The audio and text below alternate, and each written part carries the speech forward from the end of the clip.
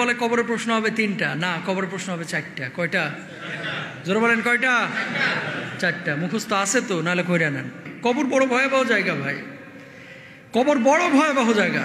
কাউকে চিনবে না, প্রধানমন্ত্রীর ছেলে, হুজুরের ছেলে, খতিবের ছেলে, হাফিজের ছেলে চিনবে না। কবর দেখবে আমল আছে কিনা। সুবহানাল্লাহ বলেন। সুতরাং আমল নিয়ে কবরে যাইতে হবে ভাই, কাউকে চিনবে না। আহা, কবরের জিন্দেগি যখন রাখা হবে, আপনাকে রাখা যখন হবে, আমরা বলি না যে 3টা প্রশ্ন কবরের মধ্যে করা হবে, এরকম বলি না? কবরের মধ্যে যে 3টা প্রশ্ন করা হবে, 3টা প্রশ্ন করা হবে। কবরের মধ্যে 3টা প্রশ্নের কথা যখনই আলোচনায় আসে, কয় হুজুর আরবি তো পারি না, প্রশ্নের জবাব দিব কিভাবে? আসলেও তো আরবি পারেন না। আরবি ভাষা কি আপনি পারেন না? সবাই কিঞ্চিত কেউ কেউ পারেন বা মুখস্থ করেছেন, তাহলে জবাব দিবেন কিভাবে? শোনেন, এই আরবি জবাব দেওয়ার জন্য আরবি ভাষা শেখাটা জরুরি না আপনার জন্য, কিন্তু নামাজ পড়ার জন্য, দিন বোঝার জন্য আরবি শেখাটা, যেহেতু কোরআনের ভাষা আরবি, আল্লাহর ভাষা আরবি, সেহেতু আরবি জানাটা জরুরি। ঠিক কিনা? কবরের প্রশ্নের উত্তর অটোমেটিক চলে আসবে। অনেকে বলে কবরের প্রশ্ন হবে 3টা, না কবরের প্রশ্ন হবে 4টা। কয়টা? জোরে বলেন কয়টা? 4টা। মুখস্থ আছে তো, নাহলে কইরা নেন। 1 নম্বর প্রশ্ন কি হবে? কি? মার রব্বুকা, তাই না? মার রব্বুকা, মান মানে কে? মান মানে কে?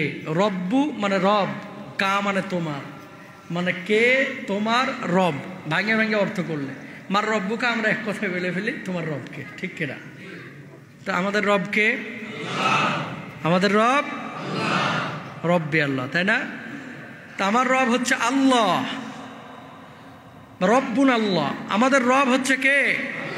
আল্লাহ। 2 নম্বর প্রশ্ন কি হবে? মা দিনুকা, দিন কি?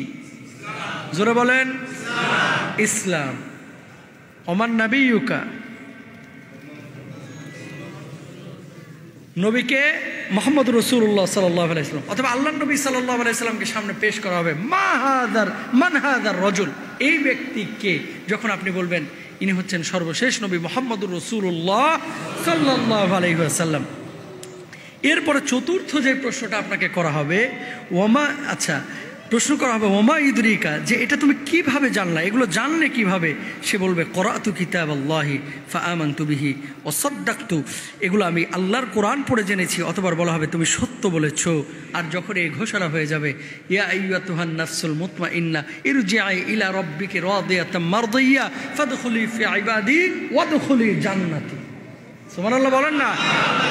কোথায় চলে যাও? জান্নাতে চলে যাও। যখন রূহটা কবজ হবে না, এভাবে সম্বোধনও করা হবে। তো কবরের প্রশ্ন হবে 4টা, তোমার রবকে, তোমার দিন কি, তারপরে তোমার নবীকে বা এই ব্যক্তিকে। চতুর্থ প্রশ্ন হবে এগুলো জানলা কোত্থেকে। তাহলে প্রশ্ন কয়টা বলছিলাম? 4টা। এখন মুখস্থ করবেন নাকি ইসলামের মধ্যে আসবেন? বলেন। ইসলামের মধ্যে আসবেন। এই তো মাশাআল্লাহ, এটা মুখস্থ করে কোনো কাজ হবে না, বরং ইসলামের মধ্যে আসতে হবে। ইসলামের মধ্যে যখন আসবেন, তখন অটোমেটিক আল্লাহ সুবহানাহু ওয়া তাআলা জবান খুলে দেবেন।